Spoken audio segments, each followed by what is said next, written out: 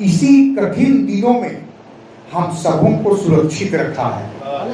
Hallelujah, सुरक्षित रखा है। और हमें आवश्यक है कि हम परमेश्वर की महिमा करें, क्योंकि परमेश्वर ने हमें अपनी महिमा के लिए बनाया है। जैसा कि भाई कनान ने एकदम सॉलिड बात बोला जैसे कि दो बहन का यहाँ पर इतवार के दिन में दो बच्चियों का चॉकलेट बांटा गया था। आज वो दो बच्ची कहाँ है? तो कहने का मतलब क्या है?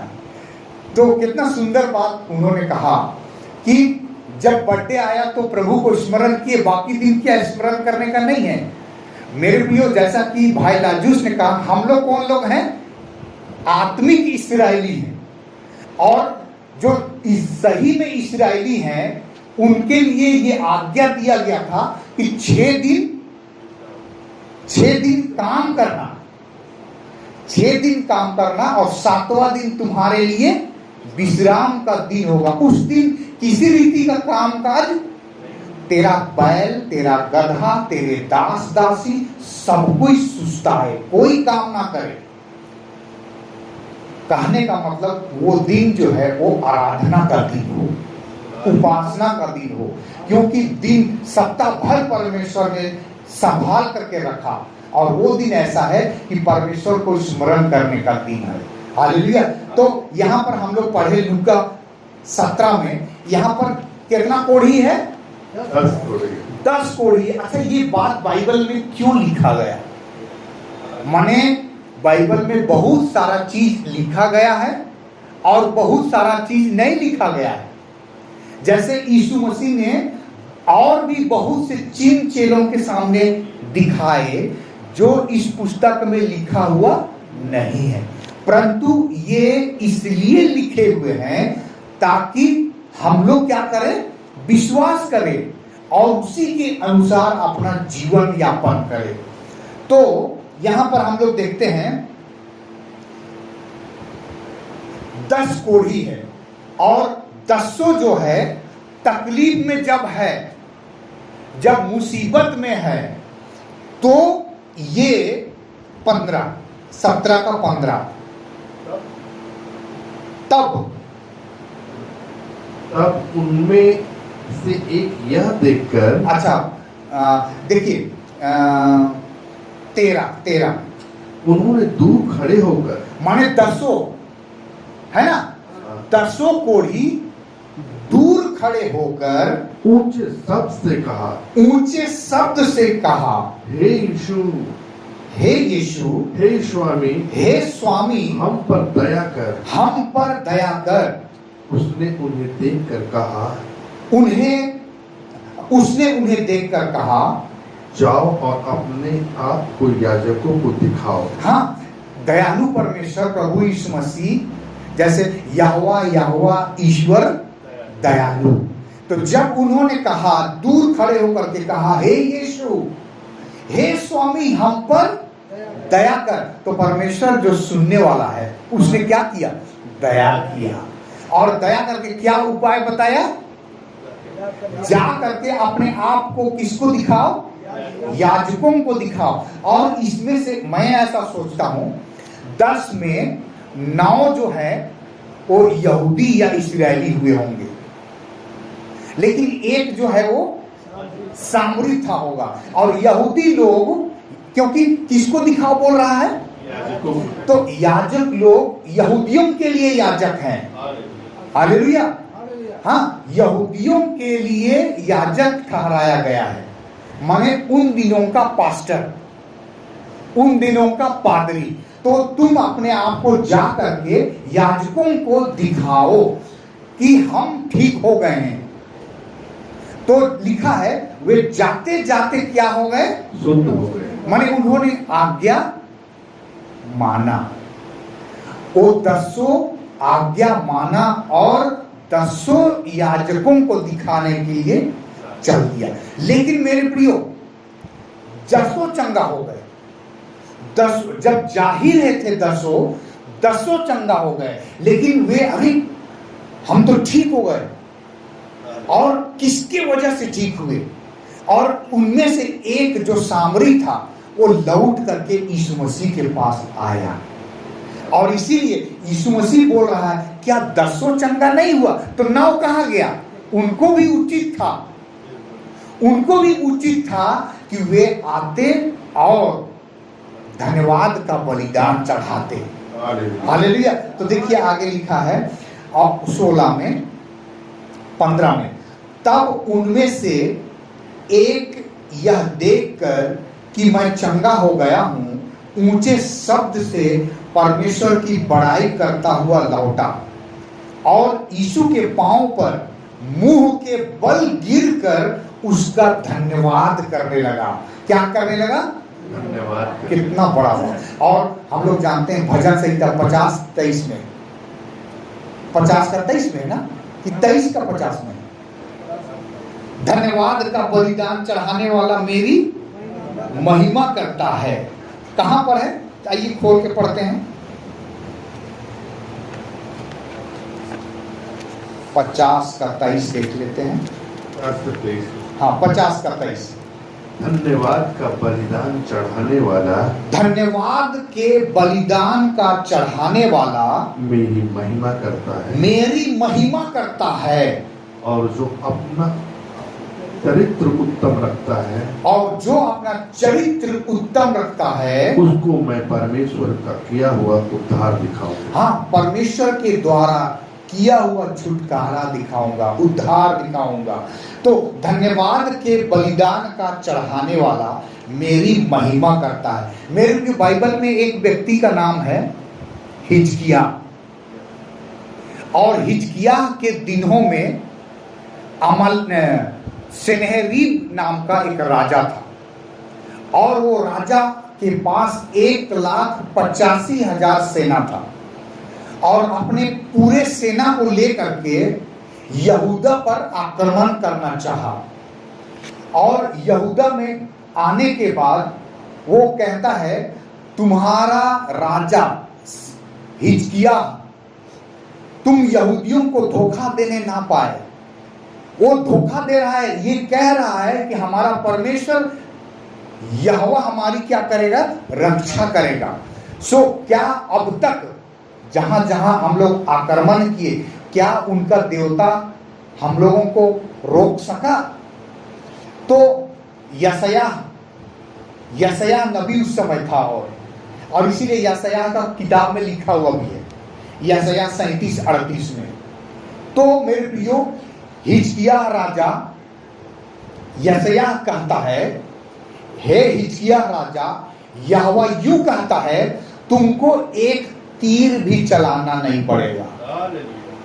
लड़ाई 1,85,000 सेना आ गया है, लेकिन तुमको तुम्हारी सेना में से किसी को एक तीर भी चलाना नहीं पड़ेगा, क्योंकि परमेश्वर अपने एक दूत को भेजेगा जो तुम्हारी ओर से लड़ेगा।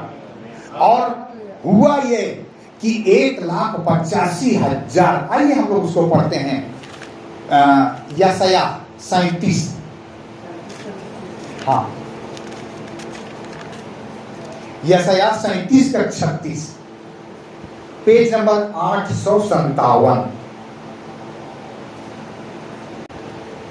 अब यहोवा के दूत ने निकलकर, हाँ, तब यहोवा के दूत ने निकलकर अशूरियों की छावनी में, अशूरियों की छावनी में 1,85,000 पुरुषों को मारा, 1,85,000 पुरुषों को मारा। और भोर को जब लोग उठे, तब क्या देखा कि 100 ही 100 पड़े हैं, कि 100 ही 100 पड़े हैं, डेड बॉडी। हाँ, तब अशूर का राजा सन्हेरीब हाँ, चल दिया और लौटकर निनवे में रहने लगा। हाँ, और आगे वहाँ वह अपने देवता निस्रोक के मंदिर में दंडवत कर कहा था, हाँ, कर रहा था, हाँ, कि इतने में उसके पुत्र अद्रमेलेक तेरे शेर ने उसको तलवार से मारा हाँ और अरारात देश में भाग गया। हाँ उसका पुत्र एसी होदोन हाँ। उसके स्थान पर राज करने लगा। ऐसा हुआ कि यहूदी लोग क्या मारेगा, सन्हेरीब को उनके अपने ही बच्चों ने मार दिया। क्योंकि जब यहूदा पर अटैक करने गया तो 1,85,000 सेना को लेके गया था और लौटा अकेले। तो तुम कायर है, कैसे लौट गया, बाकी लोग मर गया, तुम जिंदा कैसे है, तुमको भी मर जाना चाहिए। प्रजा आपका मारा गया और आप जिंदा हैं। और ये सोच करके क्या किया उन्होंने, उस सन्हेरीब को मार डाला, उसके अपने ही लोगों। मेरे प्रियो, और इसी के जस्ट नीचे 38 में पढ़िए तो उन दिनों में हाँ, हिजकिया ऐसा रोगी हुआ। आप बताइए, हिजकिया ऐसा रोगी हुआ कि वह मरने पर था। वह मरने पर था। क्या गलती हो गया कि बीमारी आ गया? बिल्कुल सही बात है। 1,85,000 सेना को परमेश्वर के दूत ने मार डाला। तो हिजकिया को उचित था कि वो परमेश्वर को धन्यवाद का बलिदान चढ़ाए, परमेश्वर को धन्यवाद करे। लेकिन उसने धन्यवाद नहीं किया और अपने महल में निश्चिंत होकर के रहने लगा। और तब बिना भेजे क्या कभी विपत्ति आता है किसी के जीवन में? नहीं। मतलब परमेश्वर जब तक, इसीलिए नबी प्रचार किया, बिना चेतावनी दिए वो किसी को न्याय पर नहीं बुला। और हिजकिया का न्याय हो रहा था, हिजकिया मरने वाला था और परमेश्वर ने यशायाह से स्पेशल, उसी यशायाह से कहला भेजा कि जाके हिजकिया को कह दो कि अब तू नहीं बचेगा, इस बीमारी से मर ही जाएगा। और तब हिजकिया दीवार के तरफ मुंह करके बिलख बिलख के रोने लगा और परमेश्वर से प्रार्थना करने लगा। और तब परमेश्वर क्या किया, उसके अधर्म को दूर किया और उसको चंगा करके उसकी आयु 15 वर्ष और बढ़ा दिया। हालेलुया। तो कहने का मतलब क्या है मेरे प्रियो, परमेश्वर का वचन हमें बताता है, पहला थिस्सलुनीकी 5:18, परमेश्वर की इच्छा क्या है, परमेश्वर क्या चाहता है आपसे और हमसे, परमेश्वर क्या चाहता है, क्या इच्छा है। पहला थिस्सलुनीकी 5:18, हर बात में धन्यवाद करो। देख लीजिए, बाइबल बता रहा है हर बात में धन्यवाद करो क्योंकि तुम्हारे लिए मसीह यीशु में परमेश्वर की यही इच्छा है। यही इच्छा है, परमेश्वर की ये इच्छा है कि हम क्या करें, हर एक बातों में धन्यवाद करें। और हिजकिया नहीं किया और बाद में लेकिन वो जान गया कि मेरे से, क्योंकि लिखा हुआ है बुद्धिमान के सामने ही बुद्धि रहता है।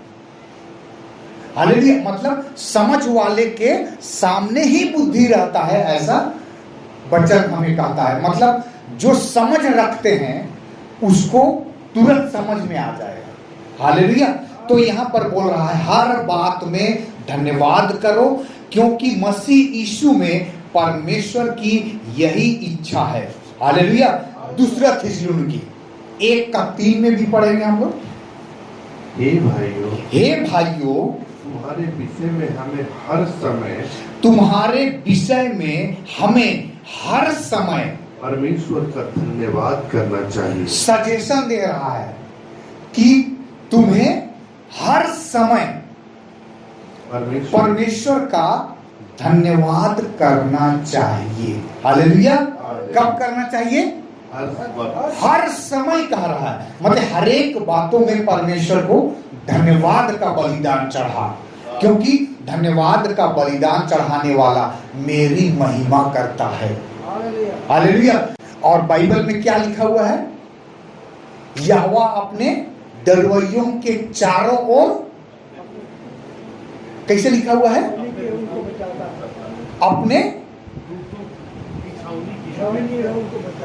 अपने दूतों की छावनी किए हुए उनको क्या करता है, बचाता है। और लिखा हुआ है उनकी हड्डी हड्डी की क्या करता है, रक्षा करता है मेरे प्रियो। सो वे लोग पता नहीं विश्वासी परिवार था कि नहीं था, कौन सा परिवार था, लेकिन बस इतना पता है, मैं इतना विश्वास करता हूं, अगर वो लोग सुबह प्रार्थना करके पूरा दिनचर्या को परमेश्वर के हाथ में सौंप देते तो ये तकलीफ, ये परिस्थिति उनके जीवन में नहीं आता।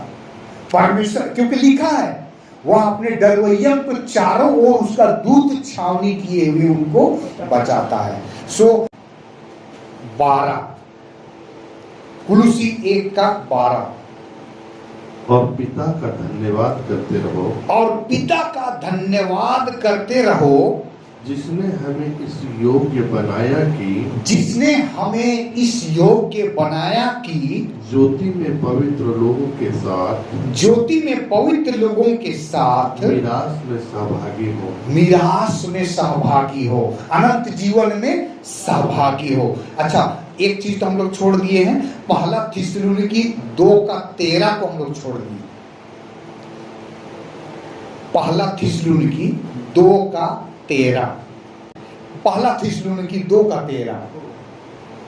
इसलिए हम भी परमेश्वर का धन्यवाद निरंतर करते हैं। कितना सुंदर बोल रहा है पौलुस, पौलुस लिख रहा है ना, और लिख रहा है, और एक बार फिर से, इसलिए हम भी परमेश्वर का धन्यवाद निरंतर करते हैं। इसलिए हम भी परमेश्वर का धन्यवाद निरंतर करते रहते हैं कि जब हमारे द्वारा परमेश्वर के सुसमाचार का वचन तुम्हारे पास पहुंचा, हाँ, तो तुमने उसे मनुष्य का नहीं, तो उसे मनुष्य का नहीं, परंतु परमेश्वर का वचन समझकर ग्रहण किया। हालेलुया।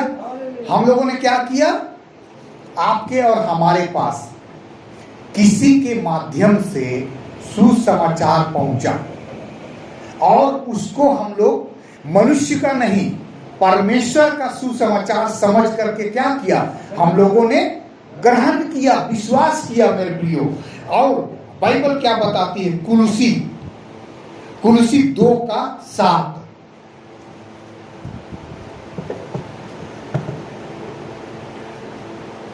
और उसी में जड़ पकड़ते और बढ़ते जाओ। हाँ, विश्वास में क्या पकड़ते जाओ, विश्वास में जड़ पकड़ते जाओ और बढ़ते जाओ, और बढ़ते जाओ, और जैसे तुम सिखाए गए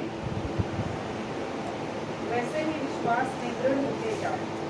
जैसे तुम सिखाए गए वैसे ही विश्वास में दृढ़ होते जाओ, और अधिकाधिक धन्यवाद करते रहो। मेरा बाइबल में लिखा हुआ है अत्यंत, अधिकाधिक मतलब अत्यंत धन्यवाद करते रहो। कैसे धन्यवाद करते रहो, अत्यंत मतलब अधिक अधिक, हाँ, अधिक से अधिक धन्यवाद करते रहो। और इसीलिए मेरे प्रियो, जब हम हर एक बातों के लिए परमेश्वर को धन्यवाद देंगे ना, तो परमेश्वर की दृष्टि हम पर लगी रहेगी, बनी रहेगी। और परमेश्वर जैसे हिजकिय्याह की आयु को 15 वर्ष बढ़ा दिया था, वैसे ही हमारी आयु की सुधि लेगा परमेश्वर। ऐसा नहीं कि हादसा हो और हादसा में चैप्टर क्लोज, वैसा नहीं होगा, दर्दनाक मौत नहीं होगा। तो कहने का मतलब क्या, एकदम जैसे एक बिल्ली और एक कुत्ते का हाल होता है, रास्ता में गुजर रहा है, आप देखेंगे कुत्ता या बिल्ली, वो गाड़ी आता है और चपेट में ले लेता है। इस तरीके से आपका और हमारा जीवन नहीं होगा। हम बड़े आदर के साथ अपनी आयु को पूरा करके हम प्रभु के पास जाएंगे। हालेलुया। क्योंकि अगर हम धन्यवादी बने रहें तो, क्योंकि परमेश्वर सचमुच में लिखा है बाइबल में कि वो हड्डी हड्डी की क्या करता है, रक्षा करता है। लिखा है बाइबल में, वह अपने डरवैयों के चारों ओर दूत छावनी किए हुए उनको बचाता है। और इसीलिए यहाँ पर हम लोग पढ़ेंगे इफिसी 5:20।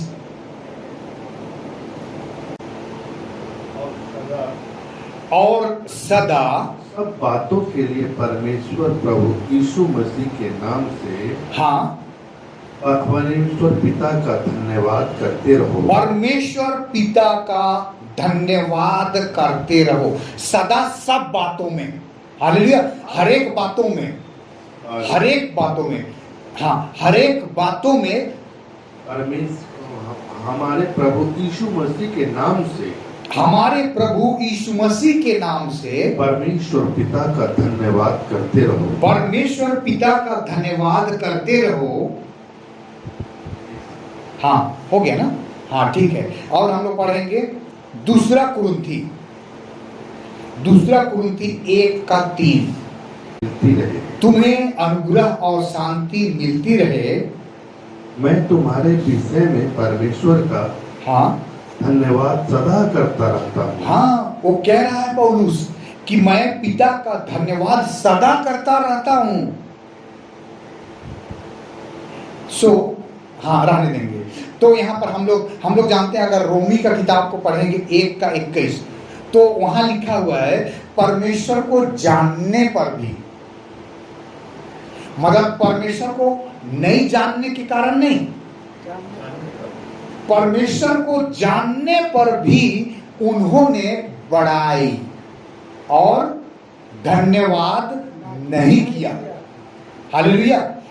परमेश्वर ऐसा परमेश्वर है कि कृपालु का मतलब दयालु। परमेश्वर दयालु है, इसमें कोई संदेह तो नहीं है ना? तो परमेश्वर दयालु होता है। और लिखा हुआ है जो, आइए उसको पढ़ते हैं, लूका 6:35। वरन अपने शत्रुओं से प्रेम रखो, वरन अपने शत्रुओं से प्रेम रखो और भलाई करो, और भलाई करो, और फिर पाने की आशा न रखकर हाँ उधार दो, और तुम्हारे लिए बड़ा फल होगा, हाँ और तुम परम प्रधान के संतान ठहरोगे। हाँ। अगला लाइन बहुत ध्यान देने वाला, क्योंकि वह उन पर जो धन्यवाद नहीं करते, क्योंकि वह परमेश्वर यीशु मसीह उन पर जो धन्यवाद नहीं करते और बुरों पर भी कृपालु है, और बुरों पर भी कृपालु है। तो जो लोग धन्यवाद नहीं करते हैं उन पर भी परमेश्वर कृपालु है, दयालु है। लेकिन जो लोग करते हैं उन पर और अधिक परमेश्वर निगरानी करेगा उसका।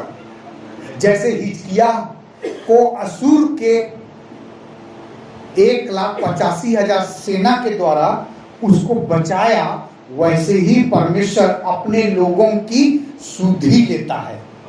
परमेश्वर क्या करता है? सुधि लेता है। यहां पर यीशु मसीह बोल रहा है कि जो धन्यवाद नहीं करते हैं, धन्यवाद नहीं करते हैं और बुरों पर भी कृपालु है, जैसा तुम्हारा पिता दयावंत है वैसा ही तुम भी दयावंत बनो। तो यहां और हम लोग एक वचन पढ़ेंगे, हाँ यशायाह 38:19।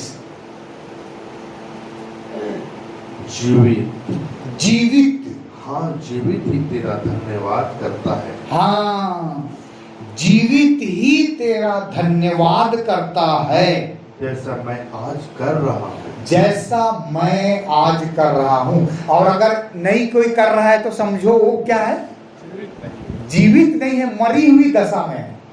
तो संसार के लोग, संसार में जो और भी जातियां हैं, उनको कोई आशा नहीं है अनंत जीवन का, कि हमें क्या मिलने वाला है। पृथ्वी पर का समय जब समाप्त होगा तो हमें अनंत जीवन मिलेगा। यदि आप दुआ नहीं करेंगे तो कभी भी कुछ भी हो सकता है, लेकिन जब आप दुआ प्रार्थना करके अपने काम में निकल जाएंगे, सौंप देंगे परमेश्वर को, तो परमेश्वर क्या करेगा? सब चीज को संभालेगा, वातावरण को अनुकूल बना देगा। तो यहां पर पौलुस लिखता है, फिलिपी 4:6 में लिखता है, फिलिपी 4:6, किसी भी बात की चिंता मत करो। हाँ, वचन हमें बताता है कि किसी भी बात की चिंता हमें नहीं करना है, चिंता नहीं करना है। तो करना क्या है वो लिखा हुआ। हाँ, परंतु हर एक बात में तुम्हारी निवेदन। हाँ, चिंता नहीं करना है, लेकिन क्या करना है? निवेदन करना है। हर एक बात में तुम्हारे निवेदन प्रार्थना और विनती के द्वारा, धन्यवाद के साथ परमेश्वर के सम्मुख उपस्थित किए जाए। हालेलुया। किसी भी बात की चिंता करने नहीं कह रहा है, परंतु क्या करो? धन्यवाद के साथ प्रार्थना करो, धन्यवाद के साथ दुआ करो। और इन दिनों में मेरे प्रियो, दो तरह का आत्मा साथ साथ चल रहा है। नबी बोलता है मनुष्य परमेश्वर की उपस्थिति से भाग रहा है। संदेश में मनुष्य कहां हो रहा है? परमेश्वर की उपस्थिति से भाग रहा है। जैसे कि यीशु मसीह हमें सिखाया, जहां 2 या 3 मेरे नाम से इकट्ठा होते हैं, वहां मैं उनके बीच में होता हूं। हालेलुया। तो यहां पर मैं थोड़ा सा पढ़ना चाहूंगा। मनुष्य परमेश्वर की उपस्थिति से भाग रहा है। संदेश पेज नंबर 34 और पैरा नंबर 119। वहां पर ऐसा नबी बोलता है, आप आज लोगों को देख सकते हैं, आप आज लोगों को देख सकते हैं, 2 आत्माएं हैं और उनमें से एक तो पवित्र आत्मा है और दूसरी वाली नापाक आत्मा है। नापाक आत्मा मतलब दुष्ट आत्मा है। हाँ, और इंसान उनमें से किसी एक के चलाए ही चलता है। देख लीजिए, अगर आप आज परमेश्वर की उपस्थिति में आए तो आप किसके चलाए चल रहे हैं? पवित्र आत्मा के चलाए चल रहे हैं। लेकिन जो आज के दिन को हल्के में लिया, नाम लेने की कोई आवश्यकता नहीं, हम लोग देख रहे हैं कि कौन आज नहीं आया। तो जो नहीं आ पाए किसी कारण से, 6 दिन तो काम करना, लेकिन आज भी काम में चले गए। तो यहां पर क्या कह रहा है नबी? और वे दोनों ही धार्मिक हैं। देखिए नबी क्या बोल रहा है? दोनों ही धार्मिक हैं। हाँ, जो आया वो भी और जो नहीं आया वो भी, दोनों धार्मिक हैं। अब देखिए, जी हाँ, यह एक विचित्र बात है कि वे दोनों ही धार्मिक हैं।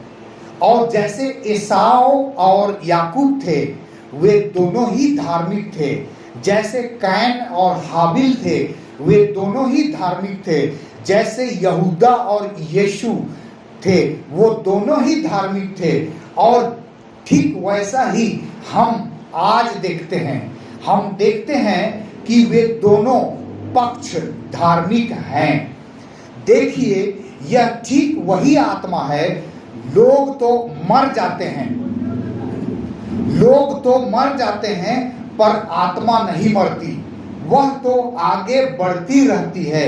वे दोनों आत्माएं धार्मिक हैं। उनमें से एक तो पवित्र आत्मा के काबू में रहते हैं और वह उस प्रकार का जीवन व्यतीत करते हैं जैसे उन्हें जीवन व्यतीत करना चाहिए, और भक्ति और ईमानदारी के साथ चलते हैं। वे आपसे आपकी कोई कौड़ी तक नहीं हड़पते।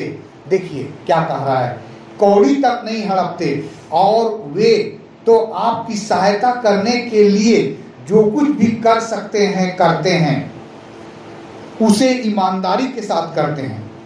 आगे है, और वही दूसरे वालों को हम इनके ठीक बिल्कुल उल्टा ही देखते हैं, और फिर भी वे दोनों ही धार्मिक आत्माएं हैं, वे दोनों ही ऐसी हैं। उन दोनों में से एक तो पवित्र आत्मा है और दूसरी वाली नापाक आत्मा है। नापाक आत्मा मतलब अशुद्ध आत्मा। और अगर हम लोग बाइबल में पढ़ेंगे, ये तो नबी का शब्द है ना। एक तो पवित्र आत्मा और एक नापाक आत्मा। तो ये तो नबी का शब्द है, नापाक आत्मा, जो कि उर्दू भाषा है कि नहीं। लेकिन बाइबल में हिंदी में क्या कहा गया है? हाँ, दुष्ट आत्मा। हिंदी में उसको दुष्ट आत्मा कह सकते हैं, आप उसको कह सकते हैं अशुद्ध आत्मा कह सकते हैं, भ्रम की आत्मा कह सकते हैं। आइए हम लोग पढ़ेंगे पहला यूहन्ना 4:6। यहां दो आत्मा का जिक्र किया हुआ है। तो बाइबल देखिए हमें क्या बता रहा है। पहला यूहन्ना 4:6।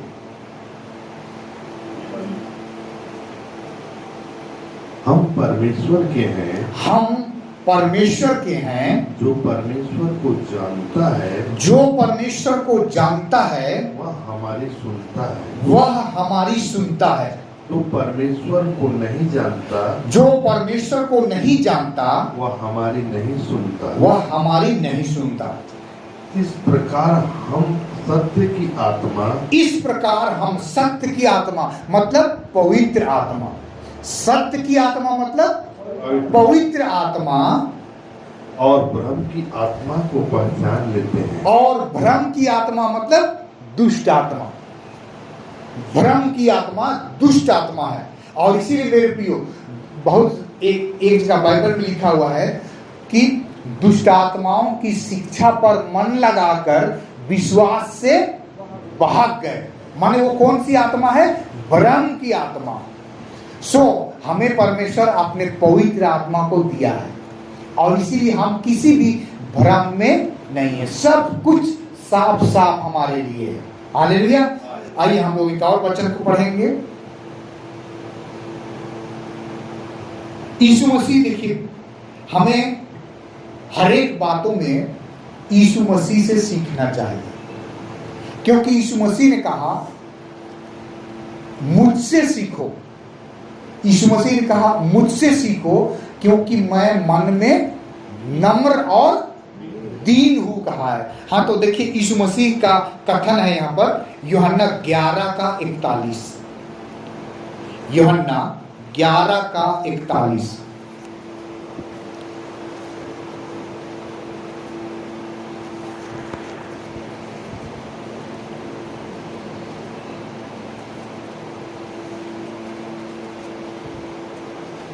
तब उन्होंने उस पत्थर को हटाया।